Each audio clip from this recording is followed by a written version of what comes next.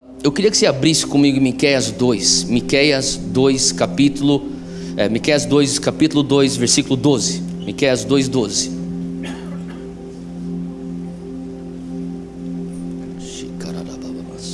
Diz assim: certamente eu te ajuntarei todo inteiro, ó Jacó, certamente congregarei o restante de Israel, e pô-los-ei todos juntos como ovelhas de Bosra. Como rebanho no meio do seu curral, farão estrondo por causa da multidão dos homens.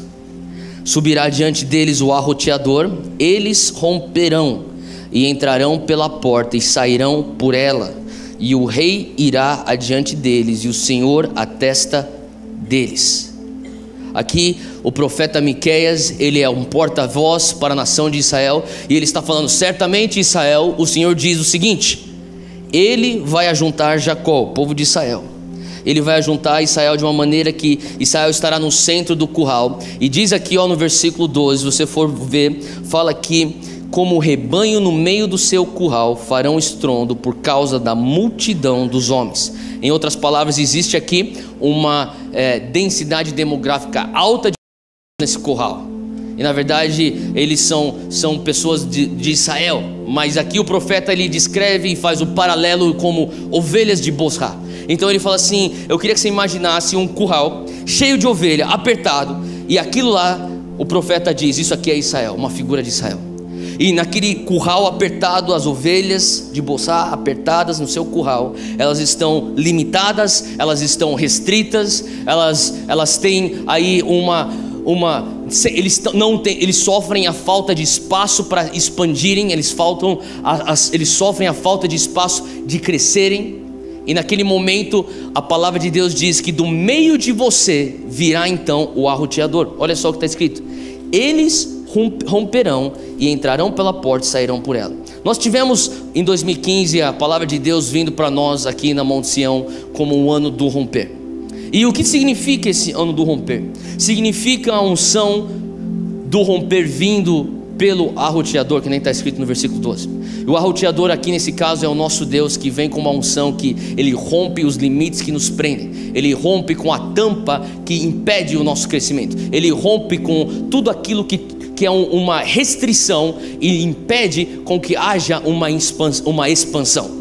E aqui a gente vê essa figura que Deus fala: vocês então romperão. E olha só que interessante o que diz aí no versículo 13. Diz assim que eles romperão e entrarão pela porta e sairão por ela. Agora, eu queria que você entendesse algo. Fala comigo: porta. Porta significa, na palavra, na Bíblia, toda vez que você vê porta, tem uma conotação de acesso e transição. Então o que Deus está falando é: olha só, vocês estão restritos num lugar chamado curral. Vocês estão restritos como uma ovelha apertada com limites. E de dentro de você sairá então o arroteador, aquele que vem com a unção do romper. Ele rompe, e quando há um romper existe um estrondo, porque o estrondo tem a ver com a explosão dos seus limitadores. E uma vez que existe então essa explosão, a palavra de Deus diz que eles entrarão pela porta e sairão pela porta. Agora, eu não sei se você já parou a pensar o que significa você entrar pela porta e sair pela porta. Eu achei meio que estranho que ele fala: entrarão pela porta e sairão pela porta. Por que eles estão entrando quando eles estão querendo sair? E do que eles estão saindo? Eu comecei a imaginar: Deus, como que seria eu como uma ovelha dentro daquele curral apertado, talvez com pouco acesso à comida, pouco acesso à água, eu estaria um calor. Eu já deveria imaginar, se eu fosse uma ovelha, eu teria muita lã, eu estaria suando que nem uma ovelha. E não como porco eu ia falar, mas porque eu seria uma ovelha. Então, como que seria? Seria um sufoco, não é verdade? E de repente, no meio daquele sufoco, vem o arroteador, bum, ele explode com os limites, existe um romper, e de repente existe a palavra: nós podemos entrar pela porta, sair pela porta, e todo mundo sai correndo. O que quer dizer nós estamos entrando pela porta, saindo pela porta? Eu creio que tem a ver com a unção do romper. Ela causa um estrondo, um romper, literalmente falando, para que você tenha acesso e entre para um novo patamar, para uma nova temporada, para algo novo de Deus na tua vida. E quando ele fala: vocês estão saindo pela porta, Eu creio que Deus está falando sobre nós sairmos e deixarmos para trás tudo aquilo que diz respeito ao velho ou ao antigo que Deus tinha para nós. Sabe, eu tenho meditado e falado: Deus, nós experimentamos tantos romperes como igreja, como indivíduos, como famílias representadas aqui. Eu sei que existem diversos casos aqui de pessoas experimentando romperes em seus relacionamentos. Eu sei que muitas pessoas se noivaram em 2015, muitas pessoas casaram em 2015.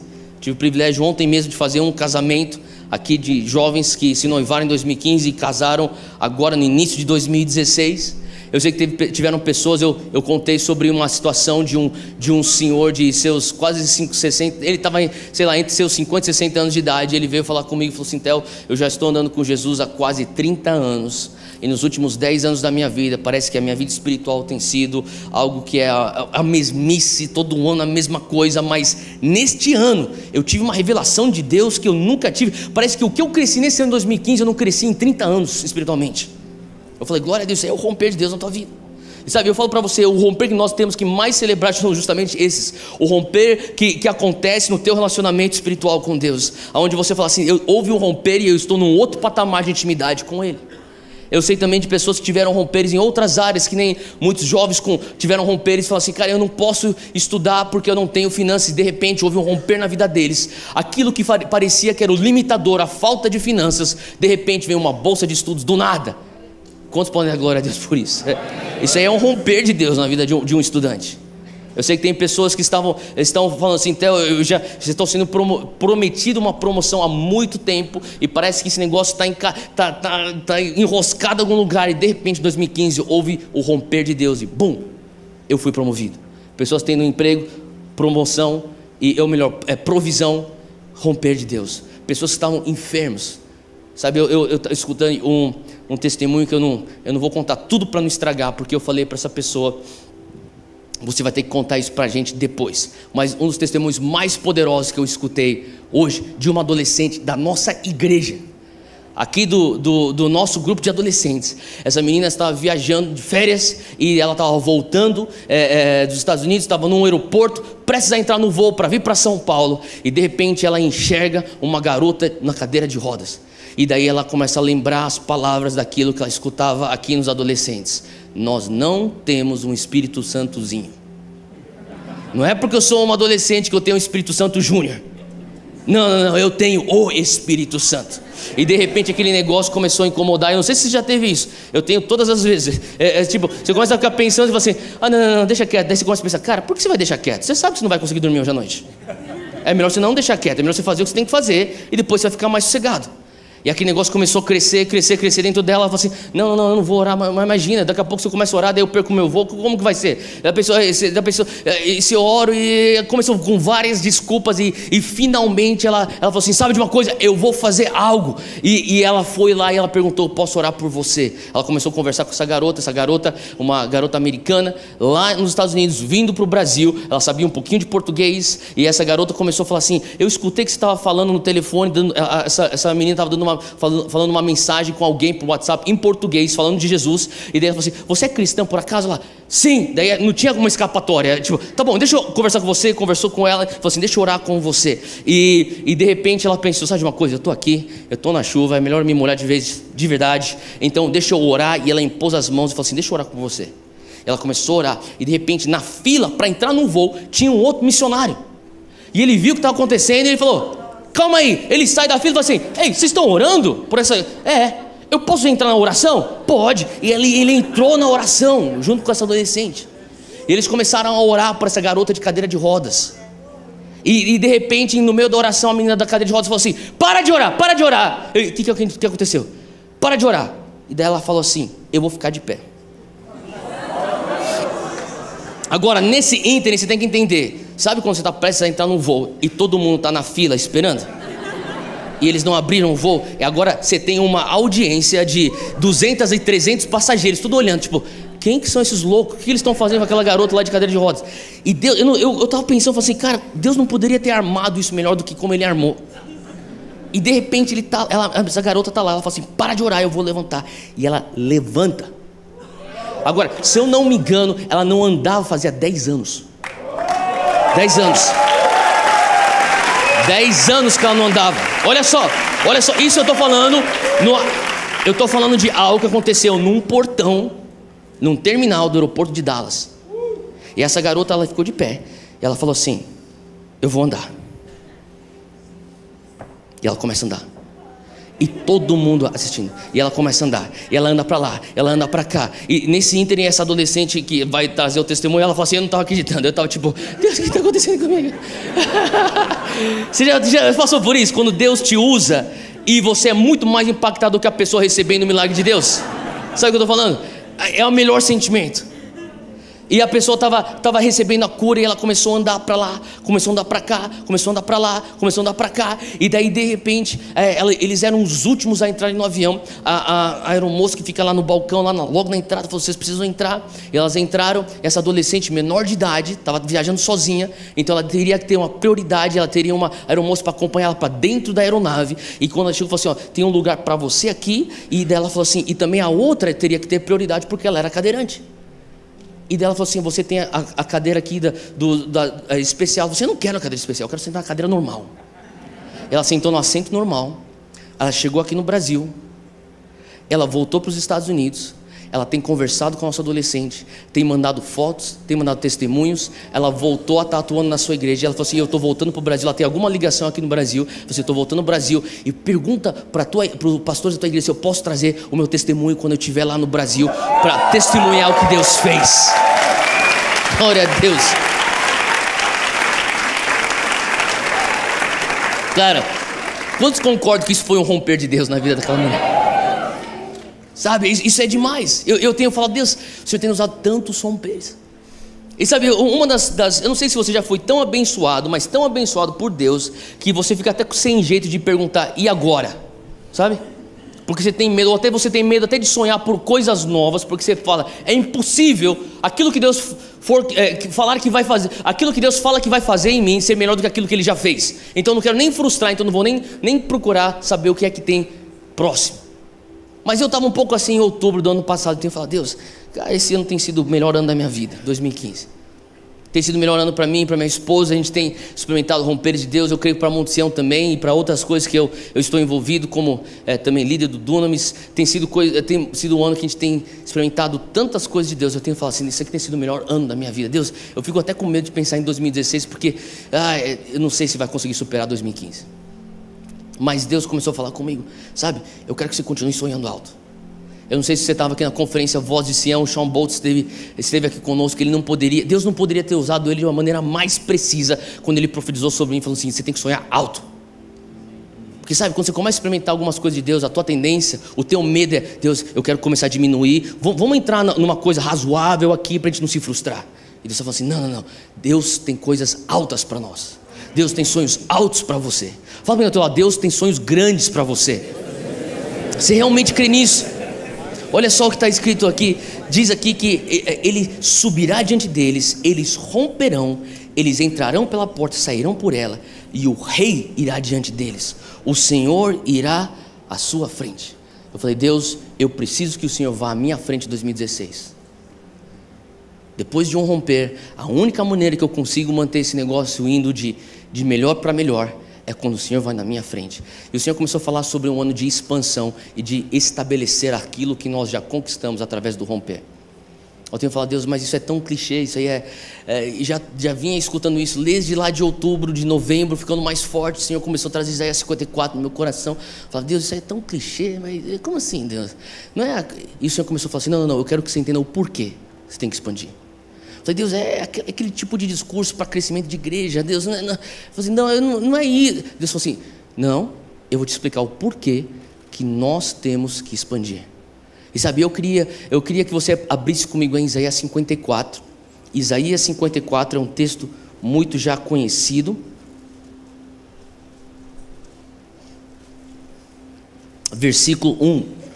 Se você tem a tua Bíblia na versão NVI, você vai ver que tem um subtítulo sobre Isaías 54. Vocês estão vendo aí? Quem tem aí a Bíblia, a versão NVI?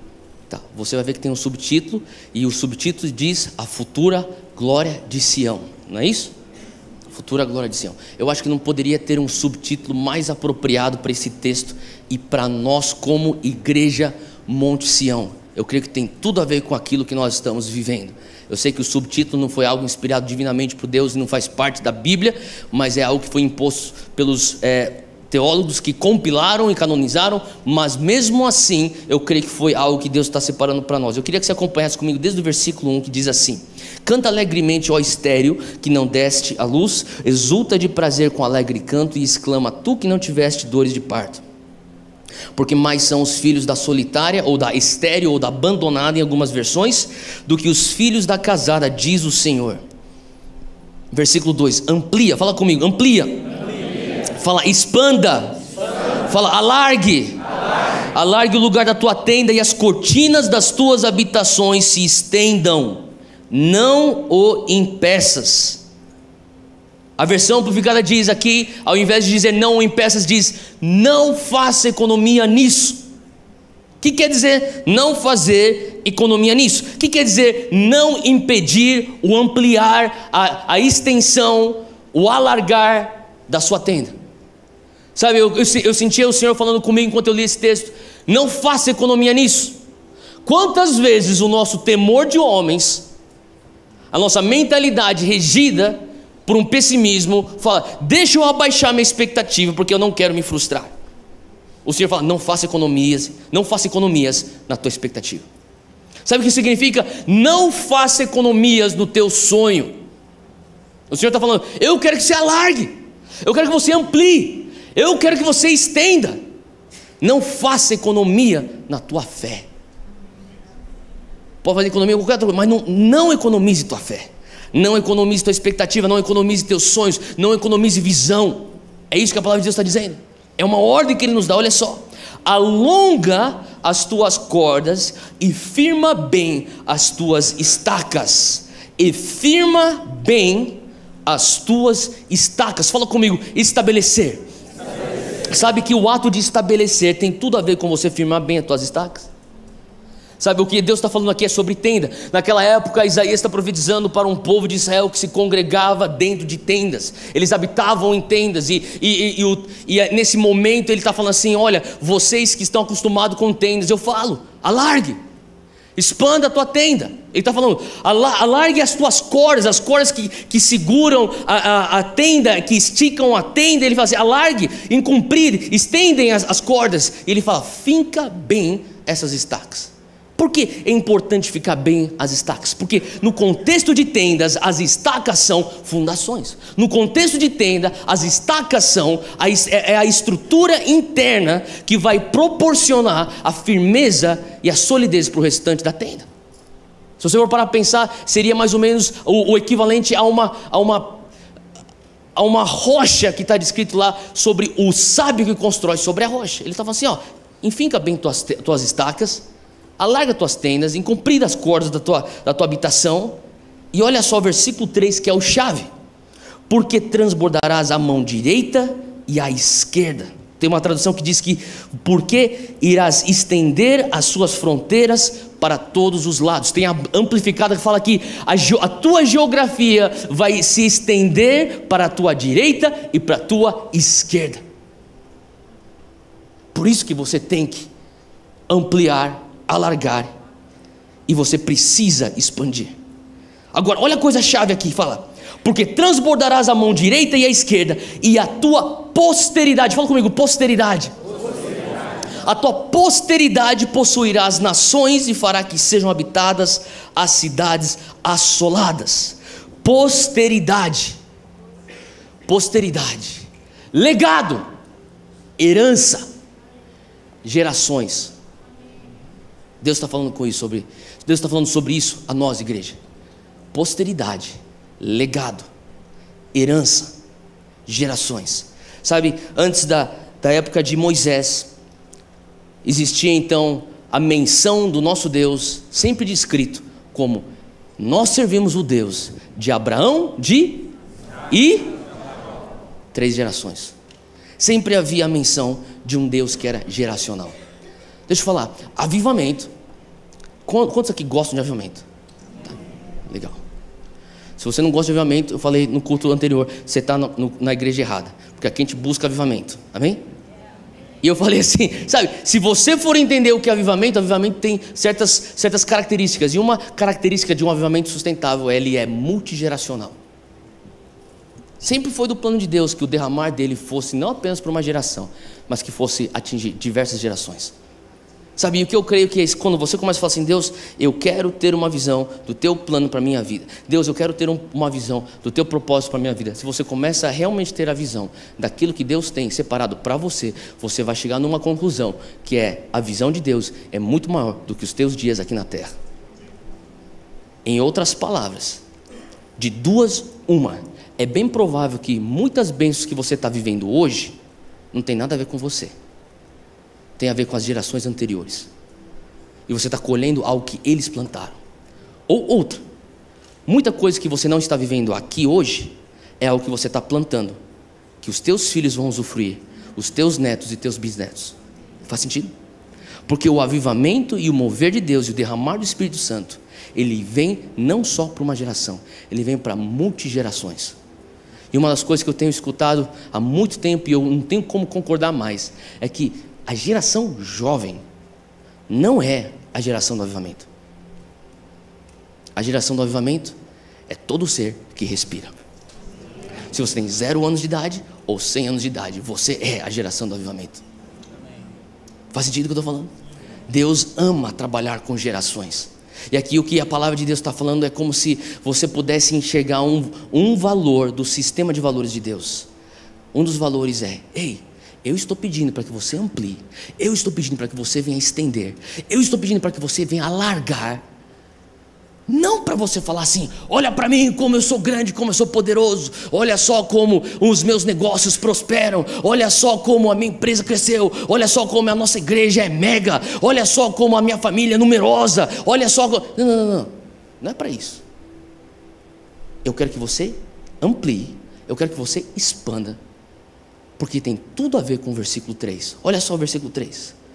Porque você vai crescer para a direita e para a esquerda, e a tua posteridade vai usufruir daquilo que você plantou. Eu lembro quando Jake Hamilton estava aqui conosco, ele pregou aqui domingo na nossa igreja.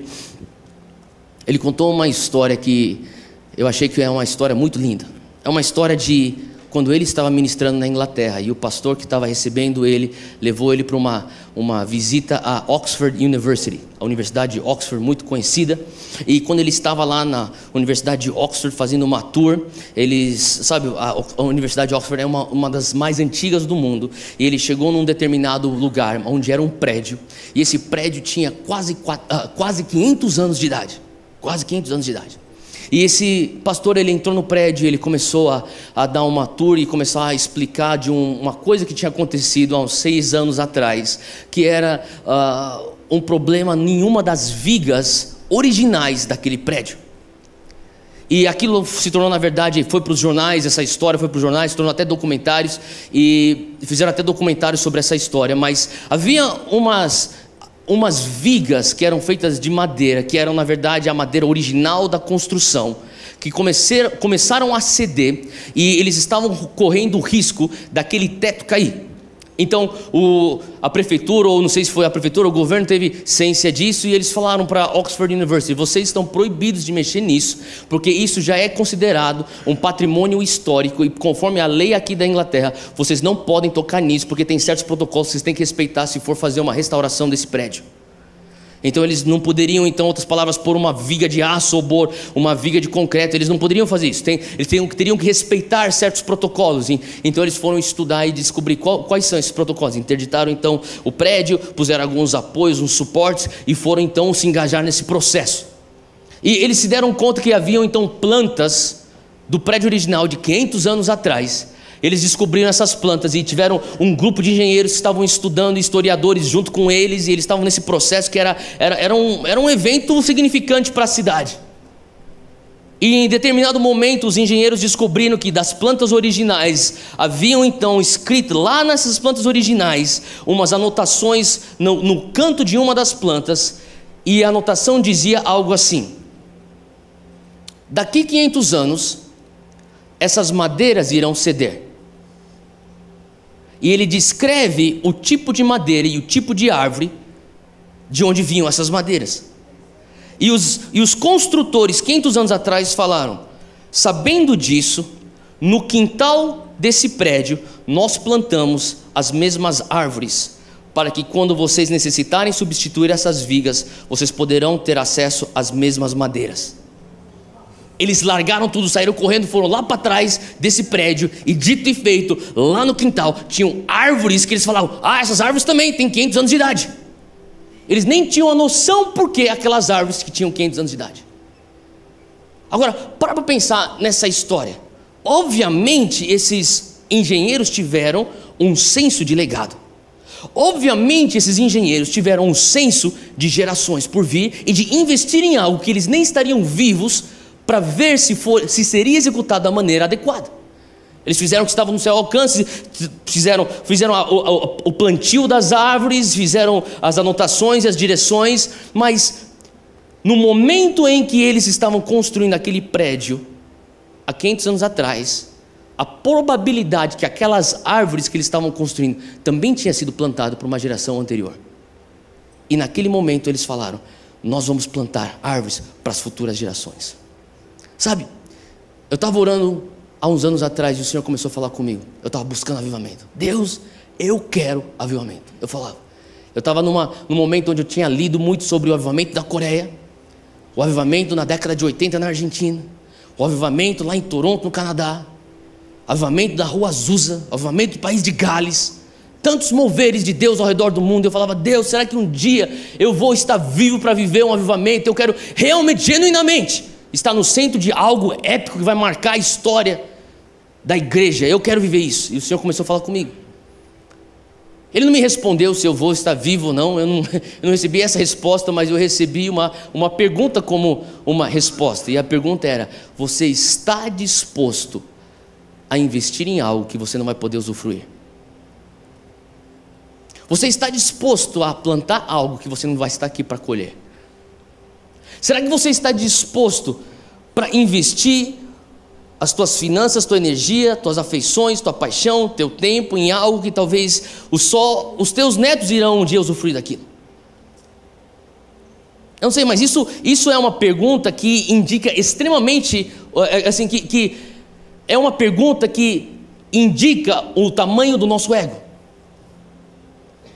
Porque eu creio que é muito fácil falar assim: Deus, eu quero plantar algo para o teu reino, se eu puder colher. Mas Deus fala assim: não, você não vai colher. Você não vai estar nem vivo quando for a hora da colheita. Mesmo assim, você está disposto a plantar? Sabe, eu lembro das palavras de Paulo que diz: uns plantam, outros regam, outros colhem. Eu comecei a meditar nisso. Deus, será que então eu não vou colher? Eu nunca recebi uma resposta de Deus se eu vou colher ou não, mas eu comecei a receber uma convicção do Espírito Santo. Não importa se você não vai colher. É tempo de plantar, é tempo de semear. Independente se você mesmo vai fazer a colheita ou se tuas futuras gerações irão. E se tuas futuras gerações colherem, eles vão falar: o nosso pai nos deixou um legado. Sabe, eu creio que está no coração de Deus legados espirituais. Eu creio que no centro do coração de Deus existe esse princípio de herança espiritual. Eu sinto que desde lá do início da nação de Israel, ele sempre enfatizou: Deus de Abraão, de Isaac e de Jacó. Isso é tremendo, porque não gira em torno de nós, gira em torno de Deus. Não tem nada a ver com aquilo que eu vou plantar, que eu vou colher. E uma das coisas, sabe, eu amo o Brasil, eu sou brasileiro, eu amo o Brasil, eu torço pelo Brasil. Às vezes é difícil torcer pelo Brasil. Ultimamente tem sido difícil até torcer para a seleção brasileira. Mas sabe, eu reconheço que nós temos tantas qualidades, mas tem certas coisas que eu falaria: eu gostaria que isso mudasse um dia. E uma das coisas que eu gostaria que mudasse na nossa cultura é a cultura do imediatismo. A cultura de: eu tenho 4 anos no poder, eu vou fazer tudo o que eu posso para o meu próprio umbigo. E o próximo cara? Ele se vira. Ele vai fazer a mesma coisa. O cara anterior, antes de mim, fez a mesma coisa. Sabe, eu creio que Deus está querendo tirar essa mentalidade de imediatismo do nosso meio como nação. Infelizmente isso tem entrado até no nosso andar com Jesus. Sabe, se você pergunta: Theo, por que nós devemos expandir? Eu estava conversando com uma pessoa há muito tempo atrás, essa pessoa começou a falar sobre o porquê que ela era muito bem sucedida na sua profissão. É um advogado extremamente bem sucedido. E ele me falava: sabe por que eu sou bem sucedido? Por quê? Porque um dia eu queria casar com uma garota, e o pai daquela garota falou assim: eu não vou dar a mão da minha filha para um cara pobre que nem você. Eu fiquei um pouco chocado com isso. Falei: e depois? E daí eu decidi: eu não vou ser pobre, eu vou estudar, eu vou ralar, eu vou construir alguma coisa. Falei: uau, que legal que você teve essa determinação. Mas depois de um tempo eu comecei a pensar e lembrar naquele assunto. Eu falei: Deus, que coisa triste. Quer dizer então que todos os dias que ele acordou para trabalhar, para lutar, para guerrear, para ir atrás do seu sustento, foi porque ele tinha um motivador que era uma mágoa. Eu não sei você, mas eu não quero passar anos tendo como motivador uma mágoa. Eu não quero passar anos tendo como motivador para o meu trabalho, para o avançar do reino de Deus, algo que eu tenho que provar para alguém. Não é por isso que nós expandimos, não é por isso que nós ampliamos, não é por isso que nós alargamos a nossa tenda. A palavra de Deus deixa muito claro por que você deve alargar a tua tenda, por que você deve expandir. Não porque você é mal resolvido no seu interior, não porque você tem uma fissura de alma e você precisa de uma cura interior. Não. É porque você entende a lei da promoção no reino de Deus. É porque você é regido pela lei da boa mordomia. É porque tudo que você tem dentro de você é um desejo de escutar de Deus: servo bom e fiel. Eu não sei se você tem esse desejo de querer escutar de Deus. Um dia eu sonho Deus falar para mim: Teófilo, você chegou aqui no céu, servo bom e fiel. Ele não vai perguntar quão grande é o meu ministério, ele não vai perguntar quanto eu tenho na minha conta bancária, ele não vai perguntar quantas pessoas te seguem no Instagram, ele não vai perguntar nada dessas coisas que importam, quantos jornais você já apareceu, quantos canais de televisão fizeram entrevista com você, ele não vai perguntar quantas celebridades você conhece, ele vai perguntar: servo bom e fiel. Deixa eu fazer uma pergunta. Eu te dei 5 talentos, o que você fez? Mestre, eu tenho 10. Servo bom e fiel. No pouco fosses fiel, sobre muito eu te colocarei. É por isso que nós queremos alargar, é por isso que nós queremos expandir. Sabe por que nós queremos expandir? Não só porque é uma boa mordomia expandir, não só porque traz sentido ao romper. Eu fiquei imaginando aquelas ovelhas, as ovelhas esmagadinhas, apertadinhas, de repente surge o arroteador, romper, bum, explode, eles saem pela porta, eles entram pela porta para a próxima temporada, e de repente Deus está falando assim: eu sou o arroteador, uau, olha as minhas ovelhas correndo para lá e para cá, e de repente ele olha para uma ovelhinha que está do lado aqui, parada, e ela está assim. E Deus pode até perguntar: ei, você não vai correr? Você não vai expandir? Você não vai usufruir de todo esse gramado que agora você tem? Quando você estava naquele curral, você reclamava que você não tinha gramado, que você não tinha lugar para crescer, para plantar, para colher, para ter filhos. Agora você tem, você não vai correr? E a pessoa olha para Jesus e fala assim: não, arroteador, eu só queria o meu espaço de asinha. Eu estou confortável aqui, obrigado. Oh, mas olha os outros correndo. Deixa eles correr, eu estou bem aqui. Eu não sei qual seria o sentimento do nosso Deus quando Ele fala: eu rompi o teu curral, eu tirei os teus limites, eu tirei aquilo que te restringia, eu tirei a tampa que limitava o teu crescimento, e a única coisa que você vai falar para mim é: muito obrigado, o Senhor tirou a corda do meu pescoço, agora não estou mais passando sufoco, estou contente aqui. Para mim isso não é boa mordomia. Para mim isso não é uma atitude de um administrador fiel que diz: Deus, não é possível que os 5 talentos tenham a ver com o meu próprio esforço. Deixa eu falar, se em algum momento na tua vida, quando você está sendo extremamente abençoado, você tem que perguntar: será que tudo isso que eu estou recebendo é fruto direto do meu esforço, do meu zelo, da minha preparação, da minha disciplina? Provavelmente não. Sabe, eu sou uma pessoa que eu tenho muitos defeitos, tenho muitos limitadores, mas aquilo que está no meu alcance, eu tento me preparar, eu tento me esforçar, eu tento fazer o que eu tenho que fazer e fazer a minha parte. Mas eu falo para você que tem momentos na minha vida quando eu olho aquilo que Deus tem feito comigo, aquilo que Deus tem me abençoado. Para alguns pode ser pouca coisa, para outros pode ser alguma coisa, para mim é muita coisa. E quando eu olho para aquilo que Deus fez na minha vida, eu fico falando: Deus, vamos lá, Deus, vamos conversar. Eu sei que eu paguei um preço, eu sei que eu me dediquei, eu sei que eu acordei, eu fui atrás, eu guerrei, mas vamos pôr na ponta do lápis, a conta não bate. Não está batendo. Não faz sentido. Eu sei que aquilo que eu estou vivendo de bênção não é fruto direto do meu esforço. Sabe, uma vez eu estava falando isso com Deus e Deus começou a falar comigo. Não tem a ver com você, tem a ver com teu avô. Não tem a ver com você, tem a ver com tua mãe. Não tem a ver com você, tem a ver com um missionário lá no Japão, que pregou o evangelho para o teu avô. E não tem a ver com aquele missionário no Japão que pregou o evangelho para o teu avô. Tem a ver com Buxton, um missionário inglês que discipulou o missionário que ele enviou para o Japão. Você está entendendo? Hoje nós estamos sobre plataformas, nós estamos sobre imóveis e propriedades espirituais ou físicas que nós não pagamos o preço para ter. Glória a Deus que você se esforça. Glória a Deus que você faz a tua parte. E você deve continuar fazendo a tua parte. Mas nunca perca o temor que o temor de Deus, que lá no fundo está falando para você, a conta não bate. Tem uma discrepância na conta. Essa discrepância pode ser traduzida como a graça de Deus e pode também ser traduzida como um legado ou herança espiritual ou algo que você está colhendo que você nunca plantou. E o que é que você vai fazer para gerações futuras? Qual que é a tua posteridade? Essa é a pergunta que descansa sobre nós como Monte Sião. Eu falo para você que nós temos experimentado o mover de Deus. Nós temos experimentado algo sobrenatural. E quando eu olho para aquilo que Deus tem feito ao redor do Brasil, do sobrenatural, eu me alegro muito, muito, muito. Mas às vezes eu me entristeço quando eu vejo uma banalização do sobrenatural. E às vezes eu falo assim, às vezes eu fico tão triste com a banalização do sobrenatural, dos milagres. Às vezes é tão banal, às vezes é tão usado para os próprios interesses, que às vezes eu fico pensando, será que às vezes eu não quero nem me envolver com isso, mas Deus fala assim, não, você nasceu para viver o sobrenatural. E tem sido, às vezes, já foi, hoje não é, mas já foi no passado até um ponto de conflito no meu coração. E Deus falou comigo, você quer usufruir do sobrenatural da maneira adequada? Eu falei, sim, Deus. Ele falou assim, não olhe para o milagre como um evento. Deixa eu falar uma coisa para você. Naquele momento que eu usei como exemplo essa nossa adolescente que estava lá no aeroporto de Dallas orando por uma garota na cadeira de rodas, aquela garota que estava na cadeira de rodas precisava de uma cura? Sim, ela precisava.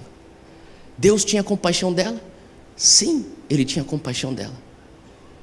Deus pôs compaixão no coração dessa adolescente por essa menina? Sim, Deus pôs.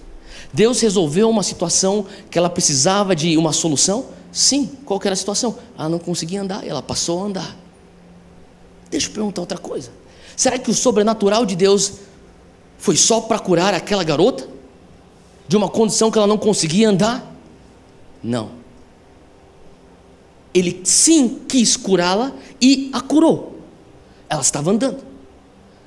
Mas quanto sabe que quando você está falando com Deus, você está falando de um Deus que, por mais que você entenda que Ele está fazendo uma só coisa, Ele está fazendo 24 outras coisas que você nem percebe, em uma só ação.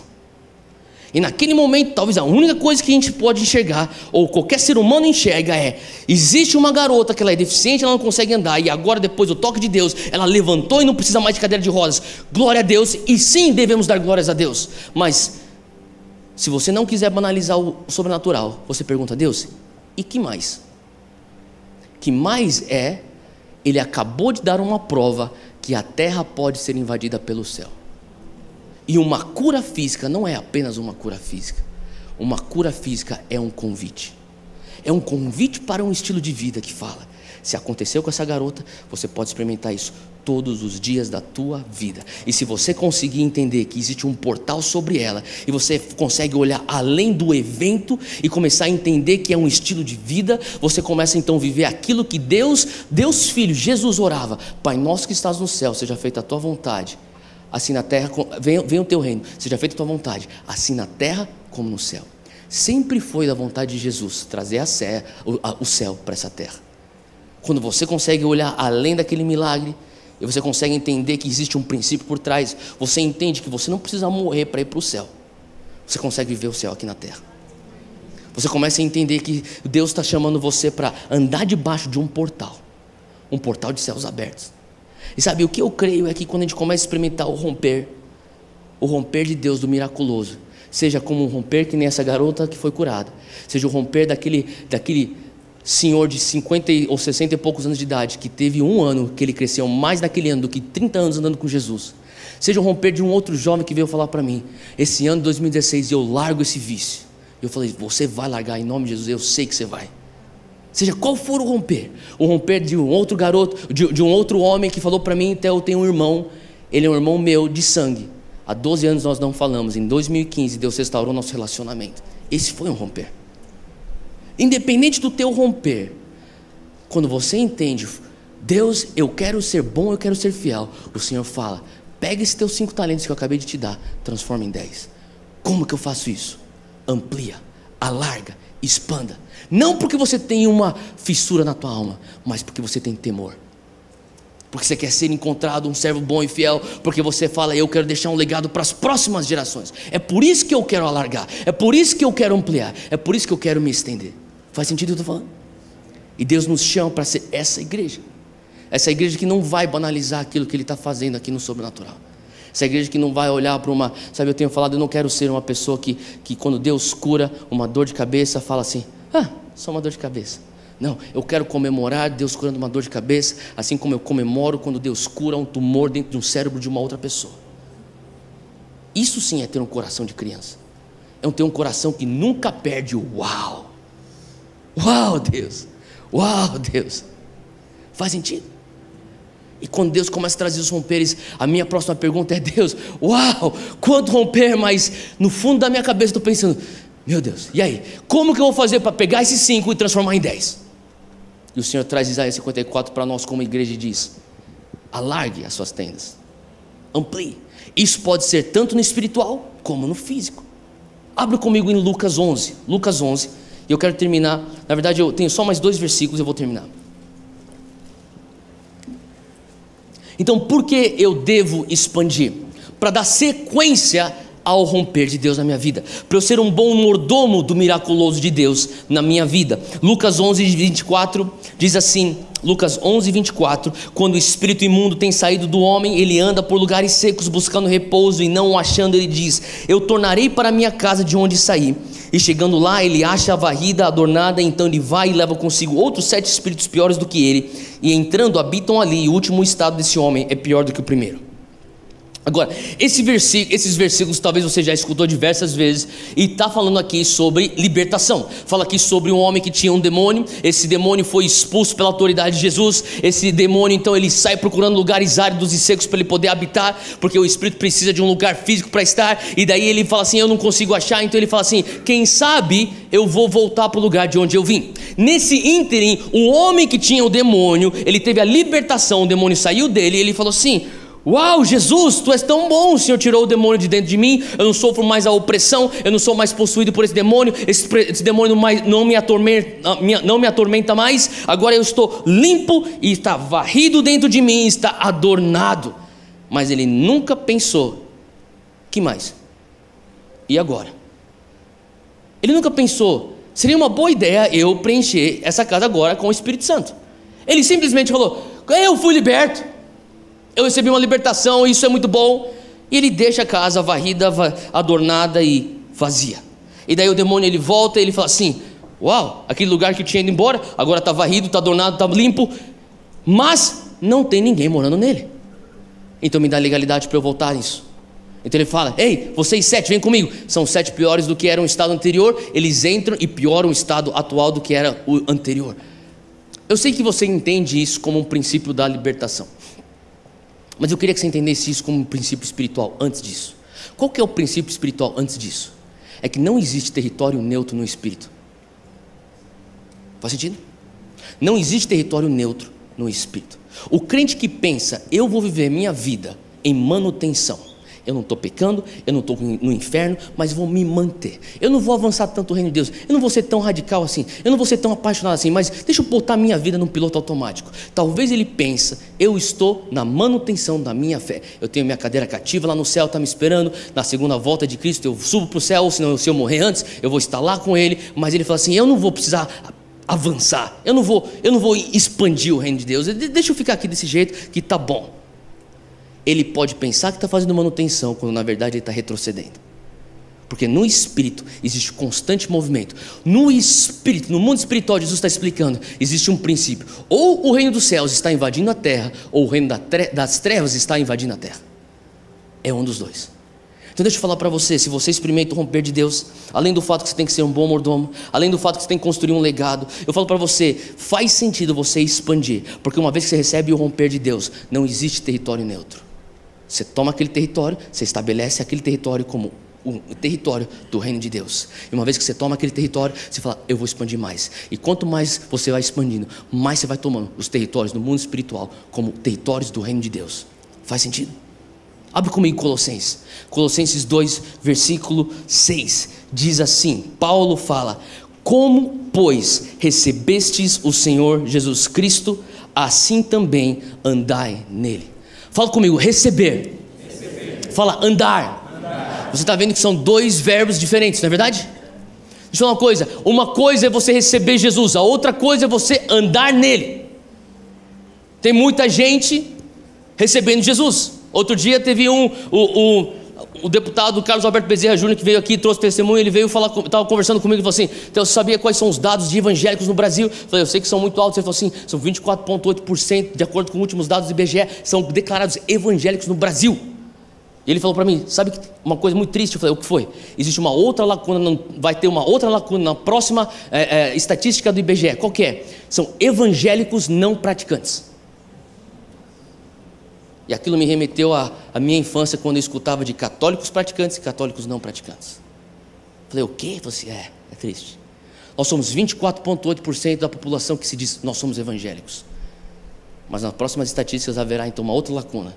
Evangélicos não praticantes. Deixa eu falar, 24,8% proferem ter recebido Jesus. Quantos desses 25% da nossa população dizem, eu ando nele? Uma coisa é você receber Jesus, outra coisa é você andar nele. Agora para pensar, ele não fala, assim como você recebesse Jesus, também correi nele. Assim como recebesse Jesus, também pulai nele, também voai nele. Ele fala, andai nele. Sabe, uma das coisas que eu entendo é que nós muitas vezes subestimamos o poder de você andar. O que significa andar para mim? Andar significa uma coisa devagar, mas constante. Devagar e sempre.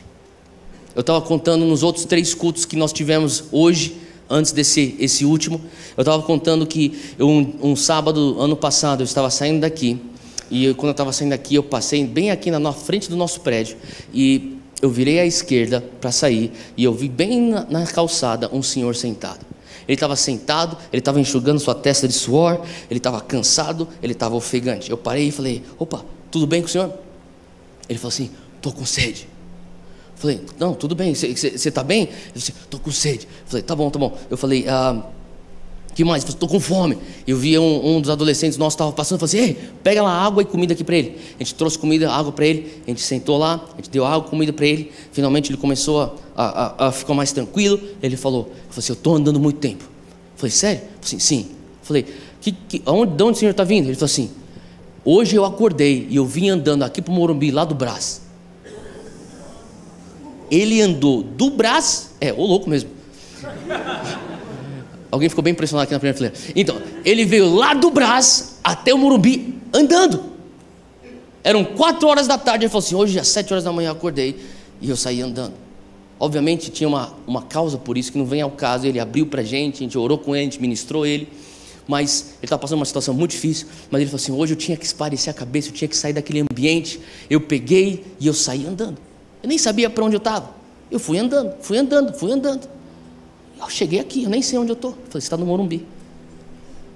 Sério? Falei, Ele veio andando. Eu comecei, sabe, a gente ministrou essa pessoa, esse senhor, ele comeu, ele bebeu, depois ele foi no caminho dele.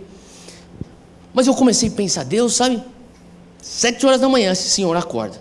Ele fala, eu não aguento mais, eu vou sair andando. E ele anda.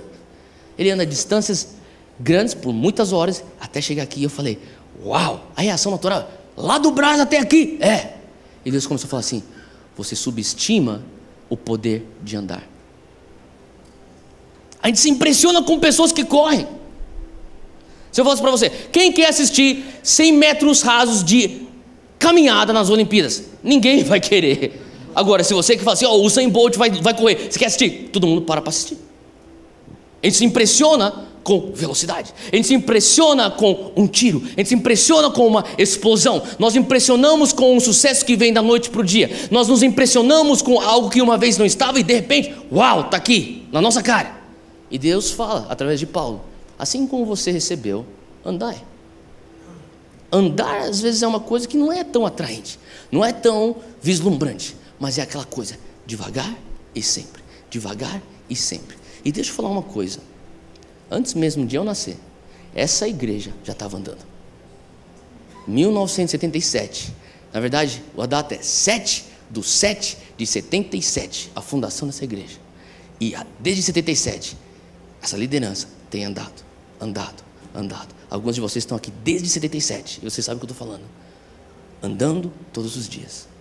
Olha só como Paulo descreve no versículo 8, diz que, ou melhor, versículo 7, andai também nele, enraizados e edificados nele, e estabelecidos ou confirmados na fé, assim como fostes ensinados, crescendo em ação de graças. Sabe o que eu tenho orado e falado? Deus, se o Senhor vai trazer acréscimo, se o Senhor for trazer um alargar, uma expansão, não nos permita crescer mais do que aquilo, não nos permita crescer a tal ponto que custe a nossa essência contigo.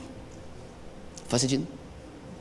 Sabia que às vezes Deus retém certas bênçãos de você porque Ele te ama tanto que Ele fala, se eu te der essa bênção agora, essa bênção te afasta de mim?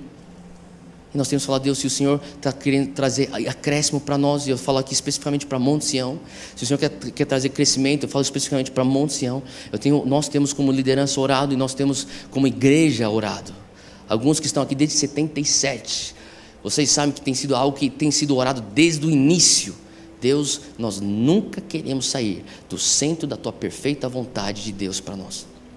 Mas igreja tal, amém. Deus pode ter planos diferentes para todas as outras igrejas, mas para nós o Senhor já deixou claro, nós queremos ser fiéis com pouco. Nós queremos ser encontrados bons e fiéis. Se Deus nos dá 1, queremos devolver para Ele mais do que 1. Se Deus nos dá 2, queremos devolver para Ele 5. Se Ele nos dá 5, nós queremos devolver para Ele 10.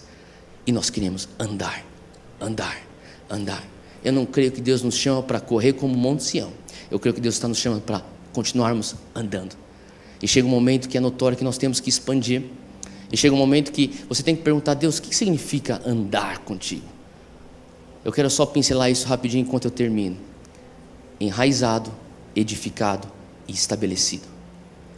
Sabe que você não vê a fundação de um prédio quando você passa por ele na rua? Você não vê a raiz da árvore quando você passa por ela na praça? Sabe, tem coisa que o andar significa você fazer coisas que as pessoas não estão olhando. O andar com Jesus é quando é aquela raiz debaixo da terra que não é enxergada e não é vista pela pessoa que está passando. As pessoas vão ver a copa da árvore, mas não vão ver a raiz. O que quer dizer andar? É você enfincar a tua raiz no solo de Jesus. Isso quer dizer andar. É algo que não tem a ver com as que as pessoas estão vendo, mas é aquele todo dia. E sabe, eu creio que Deus nos chama como Monte Sião para justamente fazermos isso. Amém? Sermos bons mordomos da expansão, ou melhor, bons mordomos do romper, da vazão para a expansão e nos estabelecermos nele. Feche os teus olhos onde você está, eu quero orar com você.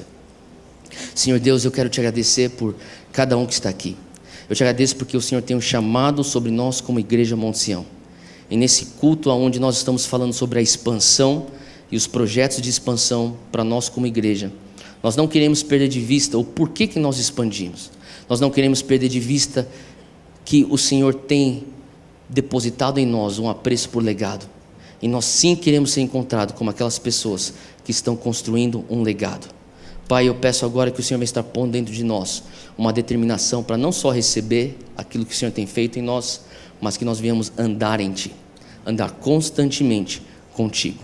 É isso que eu oro e peço, em nome de Jesus. Amém.